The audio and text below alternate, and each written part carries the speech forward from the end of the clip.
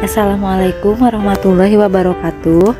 Kami dari kelompok 1 akan memaparkan materi mengenai revenue atau pendapatan.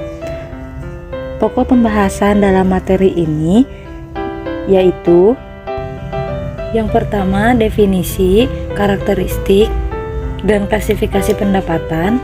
Yang kedua, pembentukan dan realisasi pendapatan. Dan yang ketiga, pengukuran pendapatan.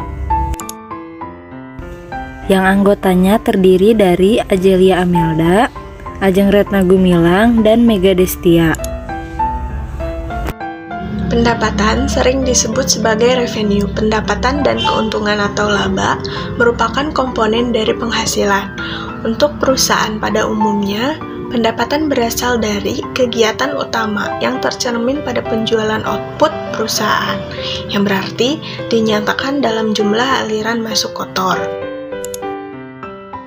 Definisi pendapatan menurut Ikatan Akuntansi Indonesia yaitu peningkatan jumlah aktiva atau penurunan kewajiban suatu usaha, yaitu timbul dari penyerahan barang dagang atau jasa atau aktivitas usaha lain dalam suatu periode. Tidak termasuk dalam pengertian pendapatan adalah peningkatan aktiva perusahaan yang timbul dari pembelian harta, investasi oleh pemilik, pinjaman ataupun koreksi laba rugi periode tahun lalu. Definisi pendapatan menurut Financial Accounting Standard Board adalah aliran masuk dan penambahan aktiva suatu perusahaan atau penyelesaian hutang dari penyerahan atau produksi barang, penyerahan jasa atau kegiatan lain yang merupakan kegiatan utama badan usaha tersebut. Definisi pendapatan menurut Kerangka Dasar Penyusunan dan Penyajian Laporan Keuangan adalah kenaikan manfaat ekonomi selama suatu periode akuntansi dalam bentuk pemasukan atau penambahan aktiva atau penurunan kewajiban yang mengakibatkan kenaikan ekuitas yang tidak berasal dari kontribusi penanam modal. Definisi pendapatan menurut Vernon Kahn sependapat bahwa pendapatan ditunjukkan oleh kenaikan bruto aktiva dan modal, dan kenaikan tersebut seringkali ditunjukkan oleh adanya aliran kas masuk. Dari uraian beberapa definisi pendapatan, maka dapat disimpulkan bahwa jumlah pendapatan ditentukan oleh ukuran moneter dari aktiva yang diterima. Aktiva umumnya meningkat dan hutang akan berkurang saat dilakukan penjualan barang dan penyerahan jasa. Financial Accounting Concept nomor 6 ada istilah comprehensive income atau penghasilan komprehensif yang didefinisikan sebagai perubahan modal perusahaan selama satu periode dari transaksi, peristiwa lain, dan keadaan dari sumber selain pemilik perusahaan. Penghasilan komprehensif mencakup semua perubahan modal dalam satu periode, kecuali yang timbul sebagai akibat investasi pemilik dan distribusi kepada pemilik. Selanjutnya, pendapatan pada umumnya menyebabkan adanya kenaikan jumlah aktiva. Walaupun tidak semua kenaikan jumlah aktiva merupakan pendapatan atau penghasilan, ada berbagai transaksi yang dapat menyebabkan pertambahan aktiva. Sumber lain dari kenaikan jumlah aktiva tersebut yaitu yang pertama transaksi pembelanjaan yang bersumber dari kreditur maupun pemegang saham. Yang kedua, laba dari penjualan aktiva yang bukan berupa barang dagangan seperti aktiva tetap, surat-surat berharga, dan penjalan anak perusahaan. Yang ketiga, ada hadiah, sumbangan, atau penemuan. Yang keempat, revaluasi aktiva. Yang kelima, penyerahan produk perusahaan, yaitu aliran hasil penjualan produk. Dari kelima sumber kenaikan jumlah aktiva tersebut, sumber pendapatan adalah hasil penjualan produk atau termasuk hasil penyerahan jasa bagi perusahaan jasa, dan laba penjualan aktiva bukan berupa barang dagangan. Hasil penjualan produk dan penyerahan jasa merupakan sumber utama, sedangkan laba dari penjualan aktiva selain produk merupakan sumber lain-lain, bukan sumber utama. Selanjutnya ada pos luar biasa. Pengertian pos luar biasa menurut PSAK nomor 23 adalah penghasilan atau beban yang timbul dari kejadian atau transaksi secara jelas berbeda dari aktivitas normal perusahaan dan karenanya tidak diharapkan untuk seringkali terjadi secara teratur. Apabila suatu kejadian atau transaksi secara jelas berbeda dengan aktivitas normal ditentukan oleh hakikat dari kejadian atau transaksi tersebut sehubungan dengan usaha yang biasanya dilakukan oleh perusahaan tersebut. Lalu, selanjutnya ada pembentukan dan realisasi pendapatan. Pada dasarnya, pendapatan terjadi atau terbentuk melalui earning process. Secara sederhana untuk memudahkan pemahaman, earning process diartikan sebagai proses terbentuknya pendapatan. Secara konseptual, pendapatan dianggap terbentuk bersamaan dengan seluruh proses berlangsungnya kegiatan perusahaan. Sebagai contoh misalnya, pada perusahaan manufaktur umumnya earning process melalui tahapan kegiatan-kegiatan seperti pembelian jasa atau produk makanan, lalu proses produksi, penggudangan produk, penjualan kredit, pengumpulan atau penagihan piutang, dan pemenuhan jasa setelah penjualan. Tahapan tersebut mungkin berbeda antara perusahaan satu dan perusahaan lainnya. Ada yang 6 tahap seperti yang disebutkan tadi, ada yang kurang dari 6 tahap, tetapi ada juga yang lebih dari 6 tahap. Yang penting adalah bahwa setiap tahapan tersebut bagi perusahaan memberikan kontribusi terhadap proses terbentuknya pendapatan. Oleh karena itu, dapat dikatakan bahwa earning process tersebut terjadi pada setiap mata rantai kegiatan perusahaan, bukan hanya pada saat realisasinya saja. Earning process berbeda dengan realisasi proses. Konsep realisasi merupakan teknik akuntansi yang menjadi dasar untuk pengakuan pendapatan.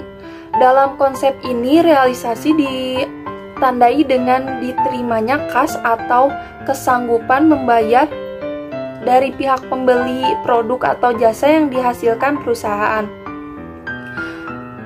Menurut Patton, proses realisasi pendapatan ditandai oleh 2 kejadian, yaitu yang pertama adanya kepastian perubahan produk menjadi produk aktiva lain atau potensi jasa melalui kegiatan penjualan jasa yang sah. Yang kedua, diperolehnya aktiva lain, biasanya aktiva lancar, sebagai pengesahan terhadap transaksi penjualan tersebut. Selanjutnya ada pengakuan pendapatan. Pendapatan dan income secara umum dapat terjadi pada berbagai tahap siklus operasional, yaitu pada saat diterima pesanan, saat produksi, penjualan, atau pada saat penerimaan. Berhadapan dengan kesulitan penetapan terjadinya pendapatan pada berbagai tahapan siklus operasional, akuntan bersandar pada prinsip realisasi sebagai critical event dalam penetapan saat pengakuan pendapatan. Terjadinya tahap kritis ditandai dengan adanya kepastian perubahan aset dan kewajiban, dan perubahan tersebut dapat diukur. Seharusnya pengakuan pendapatan didukung oleh bukti-bukti objektif.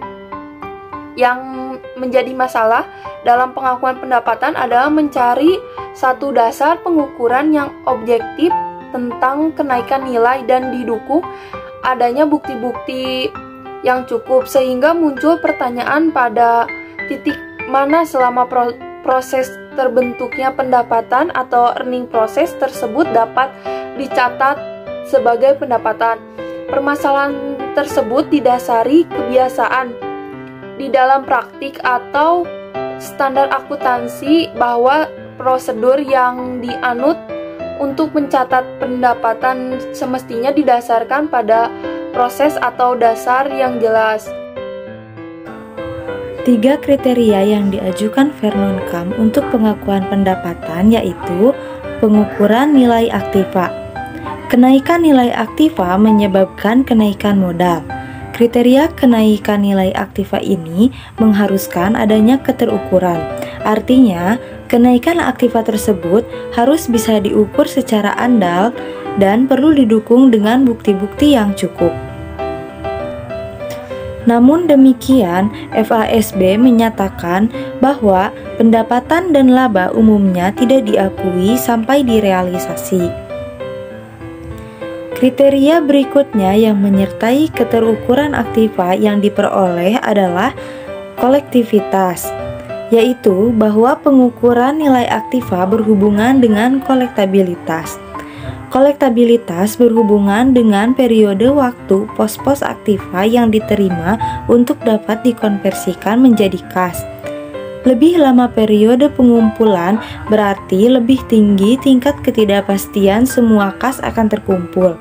Sehingga di dalam melakukan pencatatan untuk penjualan kredit perlu diperhatikan syarat-syarat penjualan. Yang kedua, adanya suatu transaksi. Transaksi yang memberikan bukti yang objektif mengenai kenaikan nilai adalah transaksi dengan pihak ekstern yang independen. Pencatatan transaksi dengan pihak ekstern yang independen tersebut umumnya didasarkan pada nilai historis. Tetapi, mungkin saja ada transaksi internal yang memberikan bukti objektif, terutama apabila dalam perusahaan yang bersangkutan mempunyai sistem pengendalian intern yang baik. Sehingga ada juga pendapatan yang dicatat dengan tidak berdasarkan pada transaksi dengan pihak ekstern, misalnya pencatatan dengan dasar market value untuk emas, perak, dan sebagainya. Lalu yang ketiga, kelengkapan substansial, earning process. Kriteria ini menekankan bahwa pendapatan tidak akan diperoleh sampai perusahaan mempunyai kinerja yang cukup. Oleh karena itu, pendapatan dapat diakui kalau proses earning tersebut secara substansial telah selesai. Kata substansial ini adalah ukuran kualitatif yang apabila dikuantifikasikan mungkin bisa menimbulkan perbedaan, sehingga perlu pertimbangan akal sehat dalam menerapkan penggunaan kata ini. Mungkin proses earning sudah dirasa cukup pada saat produksi, atau mungkin baru cukup pada saat selesai produksi, atau pada saat penjualan, dan sebagainya. Sehingga pengakuan pendapatan menjadi berbeda antara perusahaan satu dengan perusahaan yang lainnya. Hanya saja, umumnya perusahaan proses earning secara substansial terjadi pada saat penjualan. Adapun saat-saat pengakuan pendapatan mungkin berbeda antara buku pustaka yang satu dengan yang lainnya. Beberapa literatur menyebutkan ada beberapa titik waktu sebagai saat kapan pendapatan diakui. Yang pertama yaitu saat penjualan. Bagi perusahaan manufaktur dan perusahaan dagang, saat penjualan merupakan saat yang paling umum. Hal ini disebabkan karena ketiga kriteria yang tadi disebutkan, yaitu measurability, adanya suatu transaksi, dan kelengkapan dari proses earning. Dapat juga dikatakan bahwa pendapatan diakui pada saat realisasi karena realisasi ditandai dengan telah terjadinya transaksi penukaran produk atau jasa perusahaan dengan kas atau klaim untuk menerima kas. Jadi, yang dimaksud dalam merealisasi dalam hal ini adalah saat penjualan. Lalu yang kedua, saat produksi selesai.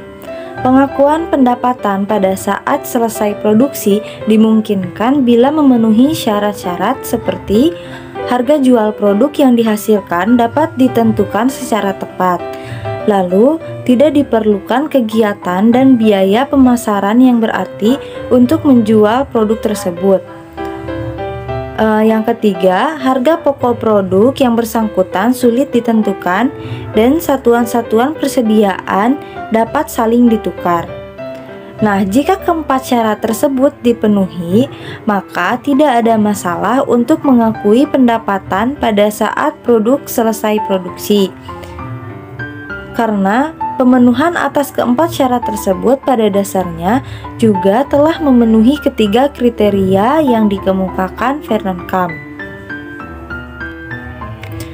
Produk yang nilai pasar dan tingkat kepastian terjualnya terjamin, berarti kelengkapan proses earning secara substansial sudah terpenuhi, sehingga dapat mengakui pendapatan saat selesai produksi. Dengan kata lain, proses setelah selesai produksi dianggap tidak lagi substansial dalam terbentuknya pendapatan. Lalu selanjutnya, secara proporsional dengan penyelesaian produksi. Pengakuan pendapatan semacam ini banyak digunakan pada perusahaan kontraktor yang mengerjakan proyek-proyek yang umumnya memakan waktu lebih dari satu periode akuntansi. Pengakuan pendapatan secara profesional semacam ini terpaksa harus dilakukan jika perusahaan ingin mempertahankan pengukuran laba dengan takaran periode. Lalu selanjutnya pada saat penerimaan kas. Pengakuan pendapatan pada saat penerimaan kas dapat dilakukan apabila dalam rantai kegiatan sebelumnya dianggap bahwa realisasi pendapatan belum sampai pada tahapan substansial. Misalnya, masih terdapat ketidakpastian yang besar mengenai kolektabilitas piutang yang timbul dari penjualan barang atau jasa. Karena adanya ketidakpastian yang besar tersebut, maka biasanya pengakuan pendapatan ditunda sampai saat diterimanya kas. Ketidakpastian ini biasanya berhubungan dengan belum berpindahnya hak milik barang sampai dilunasinya pembayaran, sehingga terdapat kemungkinan pembatalan transaksi penjualan yang telah dilakukan. Pengakuan pendapatan pada saat diterimanya kas umumnya juga diterapkan oleh perusahaan yang bergerak di bidang jasa, karena pada saat perusahaan jasa tersebut saat penyerahan jasa umumnya bersamaan atau hampir bersamaan dengan penerimaan pembayaran jasa tersebut. Pada perusahaan jasa semacam ini, penyerahan jasa dianggap sebagai penjualan. Tetapi untuk perusahaan jasa yang tidak mempunyai karakteristik semacam itu, pemilihan saat pengakuan pendapatan tentunya disesuaikan dengan kondisi dan pertimbangan-pertimbangan yang rasional. Studi kasus dari entitas A dan pelanggan B menandatangani kontrak pelayanan jasa kebersihan selama 12 bulan yang mewajibkan pelanggan B membayar fee per bulannya sebesar 800 juta.